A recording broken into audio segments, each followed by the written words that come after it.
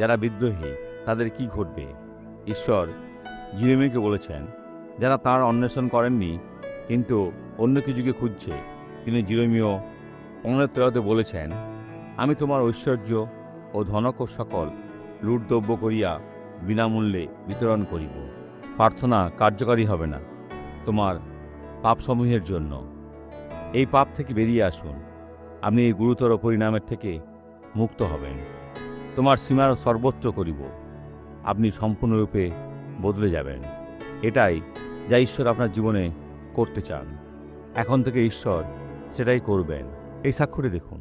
এটা ভালো হবে, কিন্তু আমি নিশ্চিত নই যে আমি সিঁড়ি দিয়ে উঠতে পারবো কিনা। আগে কি উঠতে পারতেন না? না না, আমি আগে করতে পারিনি। আজ এখানে কিভাবে চলে এলেন? ধীরে? খুব ধীরে। দেখান আজ এখানে কিভাবে এলেন। আগে যেমন চলতেন এইভাবে, তাই এখন স্বাভাবিকভাবে চলুন। আপনি বড় পা ফেলবেন। ঈশ্বর আপনার সহবর্তী। এখানে ফিরে আসুন, ফিরে আসুন। ওনাকে চলার রাস্তা দিন।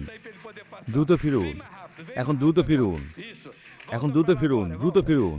এখন একটু দৌড়াতে পারেন, আমি দৌড়াতে পারবেন। এটা শেষ হয়েছে, শেষ হয়েছে। এখন উঠে আসুন, উঠে আসুন। দেখি যে আপনি ভালো আছেন। ঈশ্বরের গৌরব। ভয় ছাড়া, ভয় ছাড়া। মনে করবেন না যে আপনি পারবেন না, কারণ আপনি পারবেন। যিশুর নামে এগিয়ে যান। আপনি পারবেন, আপনি পারবেন। আর আপনি করছেন। আর এই তো হচ্ছে। এটা শুধু আরম্ভ হয়েছে ভাই, এটাই সেটা।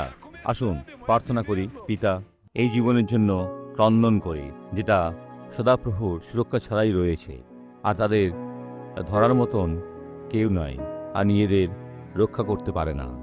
এখন ঈশ্বর সমস্ত মন্দকে বাঁধি আর ছেড়ে যেতে আজ্ঞা করি। চলে যাবে, আর এখন ছেড়ে যাবে যিশুর নামে। আমেন।